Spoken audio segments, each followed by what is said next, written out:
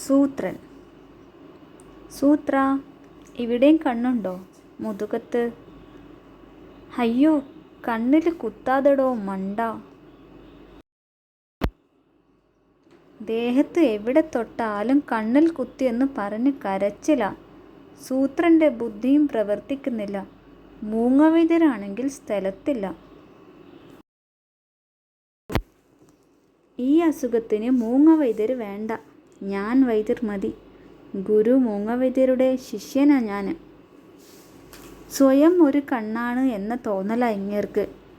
ഇതുപോലെ സ്വന്തം ശരീരം കാലാണ് വാലാണ് എന്നൊക്കെ തോന്നുന്നവരുണ്ട്. പണ്ടൊരു സിംഹത്തിന് താൻ മൊത്തം ഒരു സടയാണെന്ന് തോന്നി. എന്നിട്ട് സട മുറിക്കാൻ വന്ന എലിയെ കൊണ്ട് സ്വന്തം വാല് മുറിപ്പിച്ചു. സ്വന്തം ശരീരം വായയാണെന്ന് തോന്നിയ കരടിയുടെ കഥയുണ്ട്.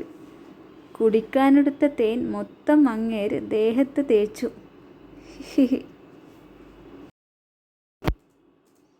താൻ കഥ നിർത്തി സൂത്രൻ്റെ കാര്യം പറ. പറയാം.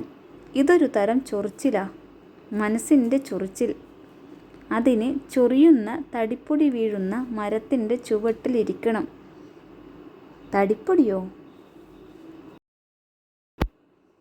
അതെ, ഗുരു മൂങ്ങവൈദ്യർ പറഞ്ഞു തന്ന ചികിത്സയാ. തൻ കണ്ണുകളോ കയ്യോ കാലോ തലയോ കൊമ്പോ വയറോ വാലോ താനാണെന്ന് വിചാരം വന്നാൽ തടിയുടെ പൊടിയാൽ അസുഖം മാറ്റാം. എന്ന് വെച്ചാൽ ചൊറിയൻ മരത്തിൻ്റെ തടിയിൽ നിന്ന് പൊടി വീഴും. അതിന് താഴെ ഇരിക്കണമെന്ന് 3 മണിക്കൂർ. പക്ഷേ ഒരു കാര്യം, കണ്ണടച്ചു വയ്ക്കണം, ഇല്ലെങ്കിൽ അപകടമാ. അടച്ചു വയ്ക്കാം. കാലിൽ വീഴാം, വാലിൽ വീഴാം, കൊമ്പിൽ, ചെവിയിൽ, മൂക്കിൽ വീഴാം. കണ്ണിൽ തടിയുടെ പൊടി വീണാലോ കാര്യം കുലുമാലാകും. പറയാം. ഗുരു മൂങ്ങവൈദ്യർ പറഞ്ഞിട്ടുണ്ട്. ശരി ശരി. 3 മണിക്കൂറല്ലേ? ചൊറിയൻ മരത്തിൻ്റെ ചോട്ടിലല്ലേ? അതെ അതെ. 3 അല്ല, 5 മണിക്കൂറായി. ഒരു മാറ്റവുമില്ല. അങ്ങനെ വരാൻ വഴിയില്ലല്ലോ. തൻ കണ്ണുകളോ? തൻ്റെ ഒരു തൻകണ്ണ് അടിച്ച് ഞാൻ കോങ്കണ്ണാക്കും. താനൊക്കെ എവിടുത്തെ ശിഷ്യനാ? വന്നോളും മൂങ്ങവൈദ്യരുടെ പേര് കളയാനായിട്ട്. നമുക്കൊന്ന് പോയി നോക്കാം. എവിടെ? സൂത്രൻ പോയോ? ഏയ്, പോയിട്ടൊന്നുമില്ല. കണ്ണടച്ചിരിക്കാൻ പറഞ്ഞില്ലേ?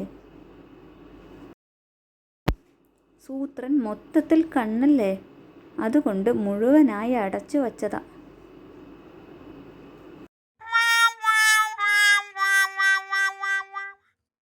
വീഡിയോ ഇഷ്ടപ്പെട്ടെങ്കിൽ ലൈക്ക് ചെയ്യാനും ചാനൽ സബ്സ്ക്രൈബ് ചെയ്യാനും മറക്കരുത്.